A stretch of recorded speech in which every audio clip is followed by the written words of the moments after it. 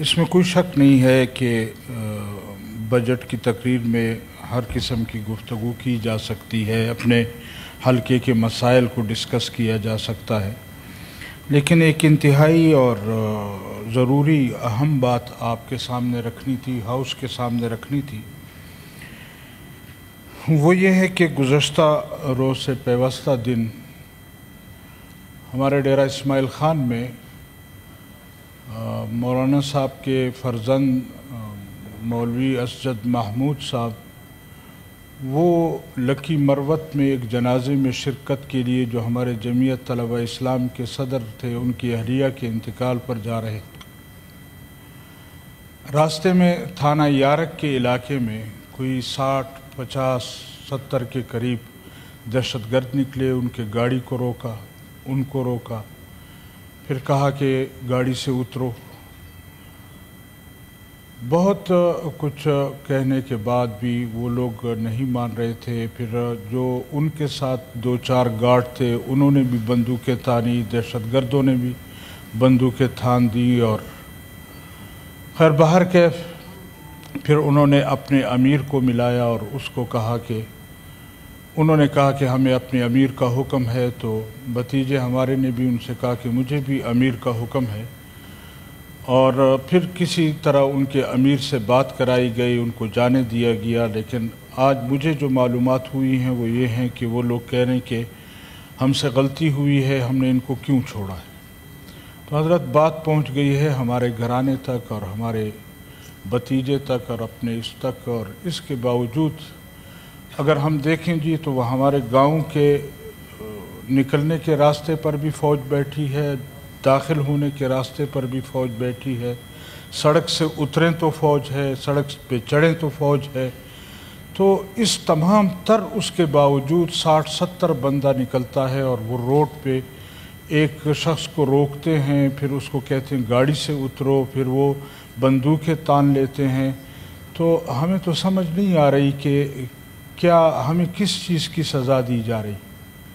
ابھی گزشتہ دنوں یہاں ملک کا مسئلہ ہوا، ہندوستان کے ساتھ ہمارے معاملات آئے، ہم نے سب کچھ بھلا کر اپنی فوج کا، اپنی ریاست کا، اپنے ملک کا ساتھ دیا، اور ہم ہر صورت میں ملک کی بقا چاہتے ہیں۔ لیکن اس حد تک آگے آ جانا کہ جہاں میری ذات، میرا گھر، میرے بھائی، میرے بھتیجے محفوظ نہ ہوں، اور ہم اپنے علاقے، اپنے ووٹرز کے پاس نہ جا سکیں، تو ہم یہ کیا سمجھیں کہ کس کی وہ ہے۔ اس پر ہم نے وہاں کور کمانڈر صاحب جو ہے ان سے بھی بات کی ہے، ان کو بھی یہ باتیں بتائی ہیں، وہ بھی کہتے ہیں جی ہم پتہ کرتے ہیں یہ کیوں ہوا ہے، کیسے ہوا ہے۔ لیکن میں یہ سمجھتا ہوں کہ صرف اس حد تک باتیں کرنے سے یہ معاملات حل نہیں ہوں گے۔ اگر ہم نے مشکل وقت میں اپنا فوج کا ساتھ دیا ہے، ریاست کا ساتھ دیا ہے، تو ریاست پر ہمارا بھی کچھ حق بنتا ہے۔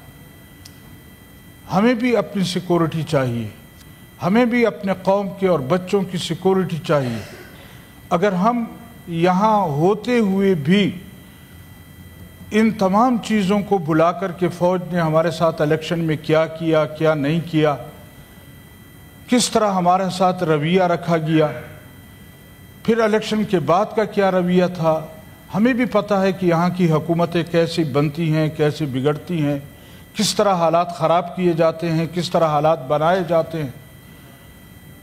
اور وہ جو ایک وقت میں ہمارے کچھ نوجوانوں نے ایک نعرہ بھی لگایا تھا کہ یہ جو دہشت گردی ہے اس کے پیچھے وردی ہے، تو کیا ہم کیا سمجھیں، ہم کدھر جائیں کہ جو ریاست کے ساتھ کھڑے، جو ملک کے ساتھ کھڑے، جنہوں نے ہمیشہ ملک کی بات کی ہے، ریاست کی بات کی ہے، یہاں کے تحفظ کی بات کی، تو کیا ہمیں اس بات کی سزا دی جا رہی ہے؟ ہم تو اس ملک پر اپنی جان نہیں، اپنی اولاد کو بھی قربان کرنے کے لیے تیار ہیں، لیکن کیا اس کی سزا ہمیں دی جائے گی؟ ہمیں اس ملک میں بھی عزت کیا جائے گا؟ ہمیں مجبور کیا جائے گا کہ ہم ایک دفعہ پھر ان دہشت گردوں کے خلاف، جس کے پیچھے وردی ہے اس کے خلاف ہم بھی بندوق اٹھائیں؟ ہمیں بھی اس راستے پر ڈالنے کی کوشش کی جا رہی ہے۔ یہ مولانا صاحب میں ایڈوائز کرتا ہوں کہ گورنمنٹ کا کوئی منسٹر آئے جی ہی should be present in the house.